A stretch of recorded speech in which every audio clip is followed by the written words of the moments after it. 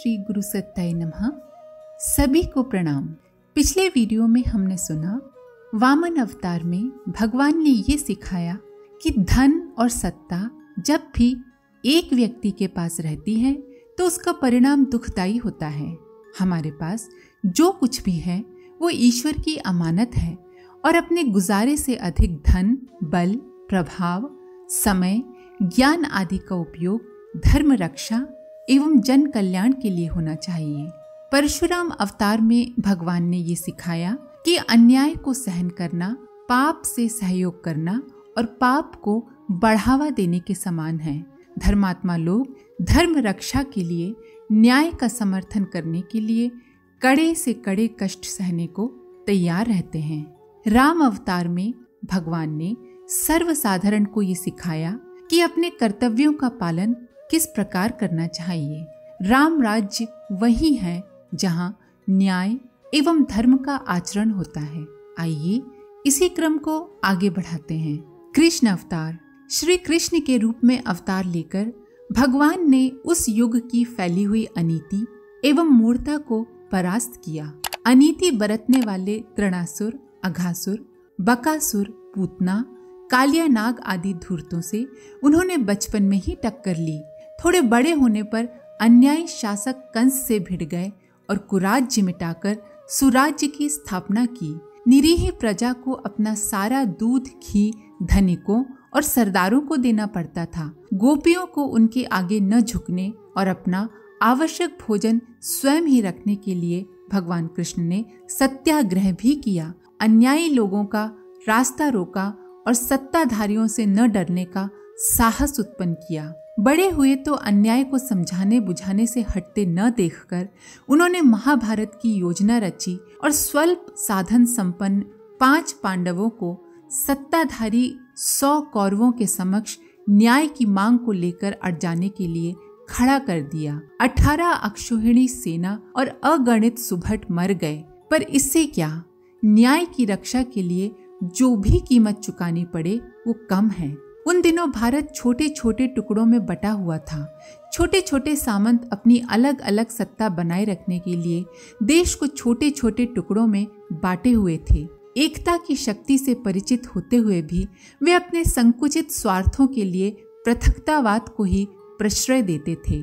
इन पृथकतावादियों के विनाश की योजना बनाकर भगवान ने महाभारत युद्ध कराया और खंड भारत को एक परिपूर्ण राज्य महाभारत बना दिया। इसके लिए युद्ध के रूप में भारी कीमत चुकानी पड़ी, पर कीमत चुकाए बिना कीमती चीज मिलती भी कहाँ है। धर्म अभिवर्धन के लिए जीवित रहने वाले ब्राह्मणों में श्रेष्ठ तपस्वी सुदामा को उन्होंने विपुल साधन प्रदान किए ताकि वो संसार का अधिक भला करने में समर्थ हो सके। ग्वाल बालों की सहायता से उन्होंने गोवर्धन जैसा महान पर्वत उंगली पर उठा लिया। गौ ही तो मनुष्य की सच्ची संपत्ति है। उसका पालन पोषण करना इतना महत्वपूर्ण समझा गया कि इस कार्य को करने के लिए भगवान ने स्वयं वह कार्य किया। गाय चराई, गोप बने और गोवर्धन जैसे महान और कठिन पर्वत को उंगली पर उठाने जैसा सरल बनाकर दिखा दिया। इंद्र तक से उन्होंने टक्कर ली और ब्रज भूमि को जल प्रलय से बचा लिया। गौ वत्स चुराने वाले ब्रह्मा तक को मुंह की खाने के लिए विवश किया। अन्याय जरासंध का मद चूर्ण किया। कैदी माता पिता की गोद में, बंदी गृह में उत्पन्न होने वाला, दूसरों के घर पलने वाला बालक भी अपने आत्मबल और पुरुषार्थ से कितना कुछ कर सकता है। भगवान कृष्ण ने अपना उदाहरण प्रस्तुत करके उन लोगों का मनोबल बढ़ाया जो छोटी या साधनहीन परिस्थितियों में जन्मे या बड़े होने के कारण ऊंचे उठने की आशा ही छोड़ बैठे हैं। भगवान कृष्ण ने क्या नहीं खोया। जन्म लेते ही माता पिता छूटे, फिर नंद यशोदा छूटे, फिर संगी साथी गोकुल छूटा, फिर मथुरा छूटी। जीवन भर कुछ न कुछ छूटता ही रहा। नहीं छूटा तो देवत्व, मुस्कान और सकारात्मकता। भगवान कृष्ण ने अपने जीवन से यही सिखाया कि सब कुछ छूटने पर भी कैसे खुश रहा जा सकता है। अर्जुन के सारथी बनकर उन्होंने बताया कि संसार में कोई काम छोटा नहीं है और लोक कल्याण के लिए, धर्म रक्षा के लिए छोटा दिखने वाला कार्य भी प्रसन्नता पूर्वक करना चाहिए। धर्म राज्य स्थापित करने के लिए भगवान कृष्ण ने अपना सारा जीवन लगा दिया। धर्म ही इस संसार का सार है। मनुष्य जाति की प्रगति और सारे विश्व की शांति इसी पर निर्भर है। धर्म ही हम सबका माता पिता है, धर्म ही बंधु तथा परम मित्र है और धर्म ही स्वर्ग की सीढ़ी है। धर्म की सीढ़ी पर चलते हुए ही, धर्म का आचरण करते हुए ही हम स्वर्ग सा सुख प्राप्त कर सकते हैं। मृत्यु काल के निकट होने पर भी जो अकृत्य अर्थात न करने योग्य कार्य हैं, उन्हें कभी नहीं करना चाहिए। मृत्यु का सामना करते हुए भी कर्तव्य सत्कार्य सर्वदा करते रहना चाहिए। यही सनातन सदा से चला आने वाला धर्म है। धर्म से अर्थ प्राप्त होता है, धर्म से सुख होता है, धर्म से मनुष्य सब कुछ प्राप्त करता है। धर्म ही जगत का सार है। बुद्धिमान मनुष्य अजर अमर की तरह विद्या का और अर्थ का चिंतन करें, किंतु धर्म का सदा ये विचार कर पालन करें कि मृत्यु ने मेरे केश पकड़े हुए हैं, अर्थात मृत्यु का भय करते हुए सदा धर्म का आचरण करें। मनुष्य को प्रतिदिन प्रातः काल उठते ही ये सोचना चाहिए कि मुझे आज क्या सुकर्म करना है, मैंने क्या सत्कर्म किया आज, क्योंकि आयु के एक भाग को लेकर आज भी सूर्य अस्त हो जाएगा। प्रतिदिन मनुष्य की आयु का एक भाग क्षीण होता रहता है। बुद्ध अवतार भगवान अधर्म का नाश करने के लिए अवतरित होते हैं। इसके लिए जब युद्ध की, दुष्टों के दमन की आवश्यकता होती है, तब उन्हें ऐसा करना पड़ता है। व्यक्तियों के व्यक्तिगत जीवन अत्यंत कलुषित हो जाए और उनके सुधरने की आशा जाती रहे तो दंड के अतिरिक्त और कोई मार्ग नहीं रहता। दंड भय से पशु बुद्धि के मूढ़ लोग आसानी से सुधर भी जाते हैं, पर केवल ये एक ही उपाय सुधार का नहीं है। इसीलिए भगवान सदा दुष्ट दमन ही नहीं करते, उनका प्रयोजन तो दुष्टता का दमन रहता है। इसीलिए आवश्यकता अनुसार वे धर्म स्थापना के रचनात्मक कार्यों का कार्यक्रम बनाकर भी अवतीर्ण होते हैं। भगवान बुद्ध का अवतार इसी प्रयोजन से हुआ। आज से 2000 वर्ष पूर्व स्वेच्छाचार एवं उच्छृंखलता की भ्रष्टाचारी भावनाएं चारों ओर फैल गई थी। लोग शास्त्र और धर्म को खींच तान कर अपने स्वार्थों के समर्थन में प्रयुक्त कर रहे थे। दिन भर बुरे काम करते थे और छोटे से यज्ञादि कर्म कांड करके पापों के फल से छुटकारा पाने की मिथ्या आत्मतुष्टि कर लेते थे। जब पाप का फल ही नहीं भोगना है तो फिर पाप के द्वारा मिलने वाले आकर्षक लाभों को भला क्यों छोड़ा जाए। बस जनता में यही भावना घर कर गई थी। बाहर से धर्माचरण का ढोंग खूब बढ़ चढ़ गया था, पर उन धर्मध्वजी लोगों ने अपने और अपने अनुयायियों के आचरण एवं विचारों को निम्न स्तर का कलुषित बना लिया था। मद्य, शराब, मांस, मछली, पैसा और वासना जैसी हेय वस्तु लोगों का जीवन लक्ष्य बन गई थी। ऐसी परिस्थितियों में भगवान बुद्ध जन्मे। उन्हें इन परिस्थितियों को, मान्यताओं को, विचारों को उलटना था। इसलिए सबसे पहला काम उन्हें आत्मिक पवित्रता, आंतरिक उत्कृष्टता एवं चरित्र की उज्ज्वलता संपादन करने का करना पड़ा। इस दिशा में जो जितना सफल हो सकता है, उसे उतनी ही सफलता धर्म प्रचार में जनमानस को बदलने में मिलती है। भगवान बुद्ध ने युवावस्था में ही कठोर तपश्चर्या आरंभ की और समुचित आत्मबल संग्रह कर लिया।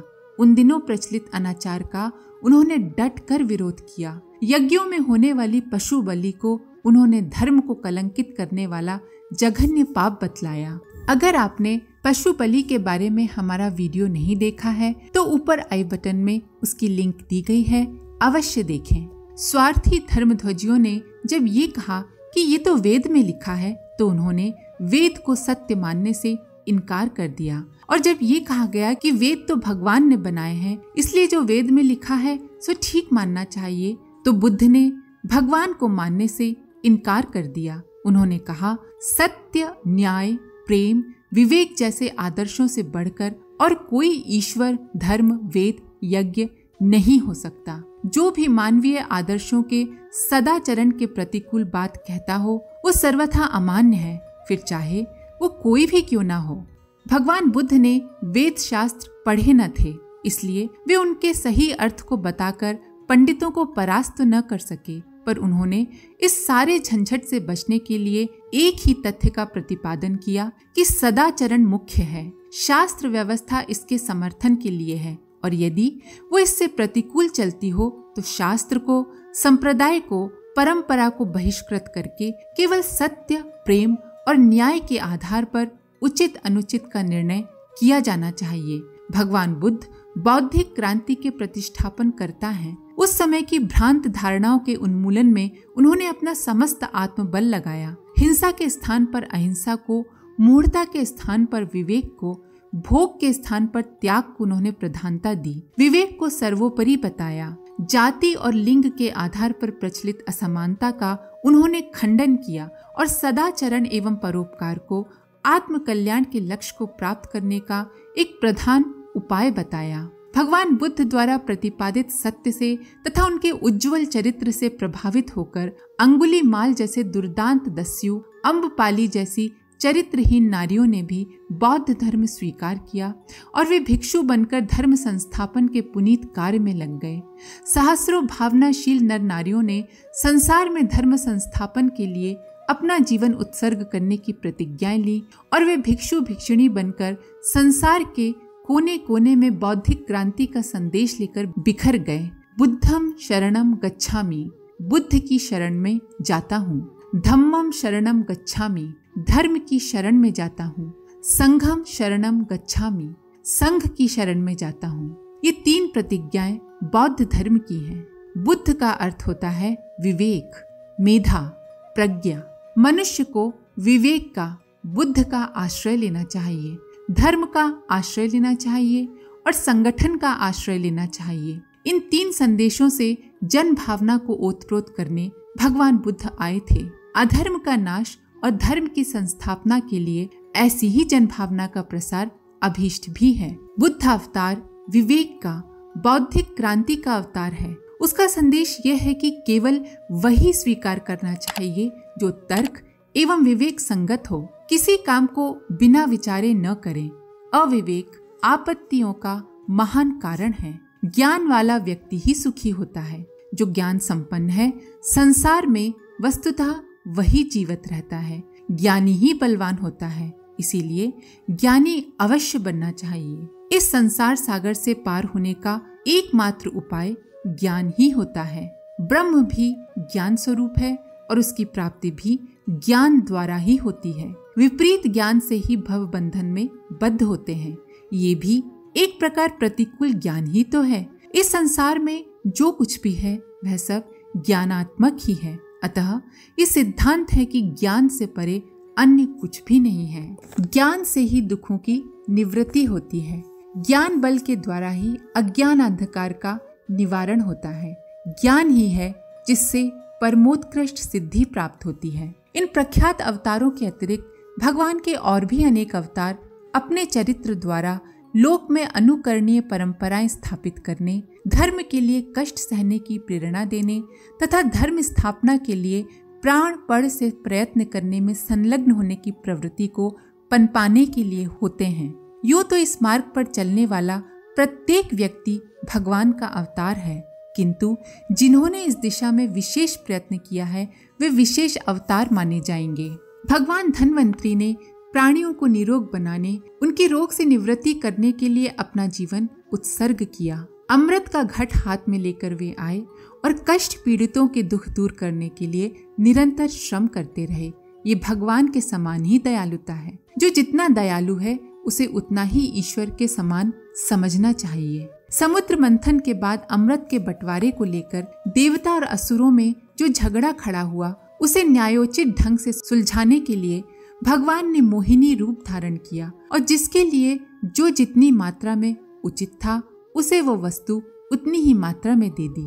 न्याय इसमें नहीं है कि बिना पात्रता के व्यक्तियों की गिनती करके उपयोगी वस्तुएं सबको बराबर बांट दी जाए, वरन न्याय का मार्ग ये है कि जो जिस वस्तु का जितना अच्छा उपयोग कर सके उसे वो वस्तु उतनी अधिक मात्रा में मिले। न्यायानुकूल बंटवारे का ये प्रतिपादन मोहिनी अवतार धारण कर भगवान ने किया। भगवान ने व्यास जी का रूप धारण कर सत साहित्य की रचना की, धर्म ग्रंथ बनाए, जनता को धर्म मार्ग पर चलने की प्रेरणा दी।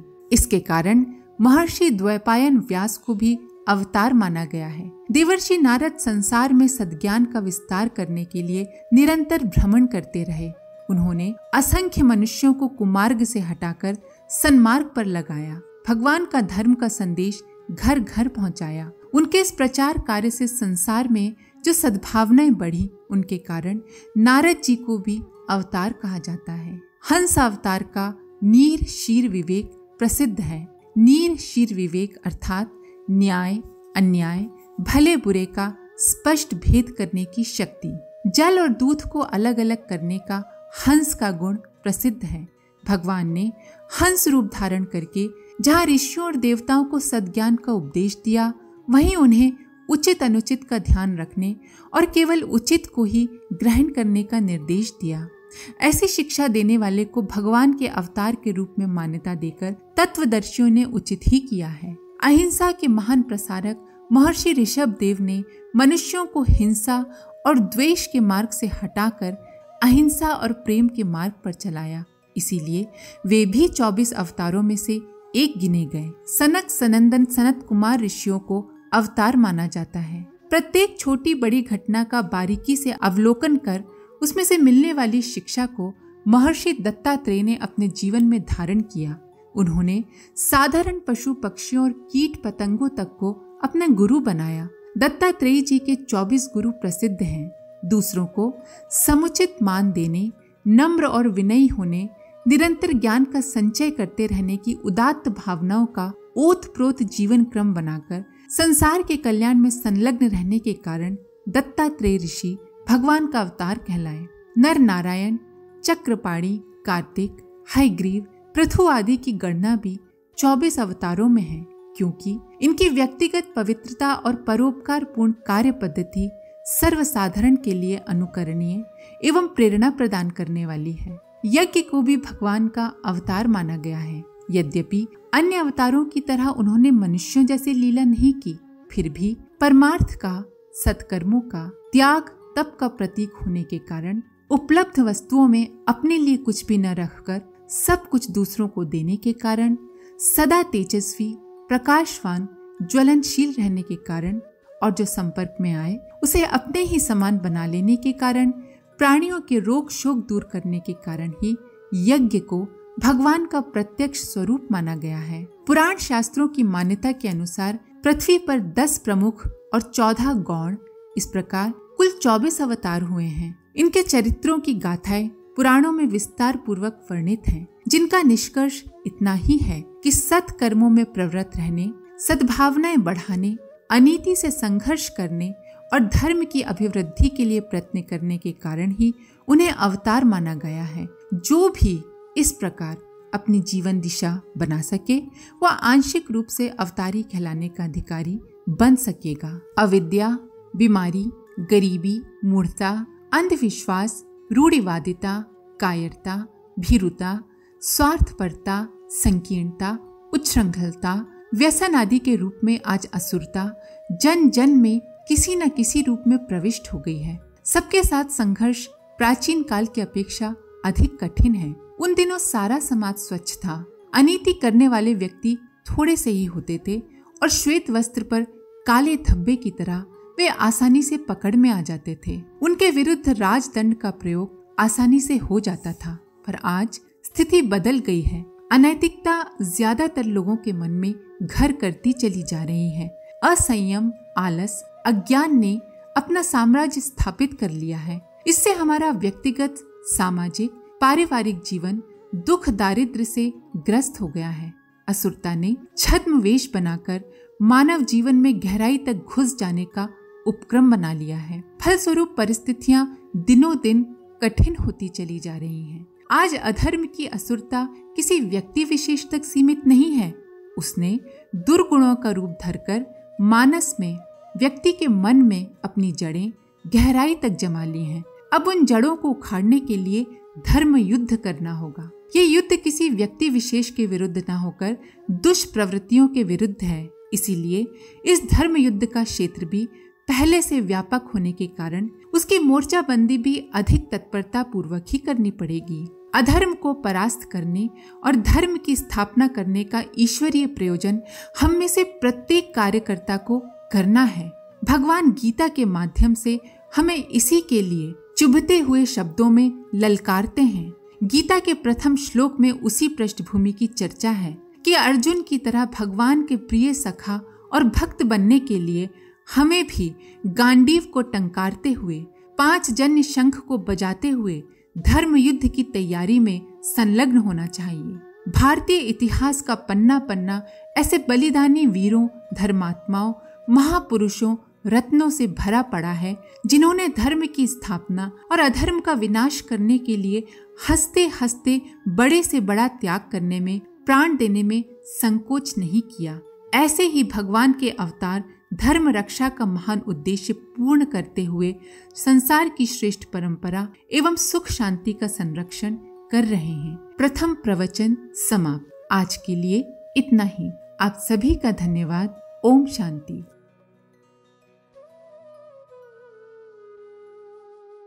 हमारे YouTube चैनल को सब्सक्राइब करें और बेल आइकन को दबाकर ऑल पर क्लिक करें ताकि आने वाले सभी वीडियोस की नोटिफिकेशन आपको मिलती रहे।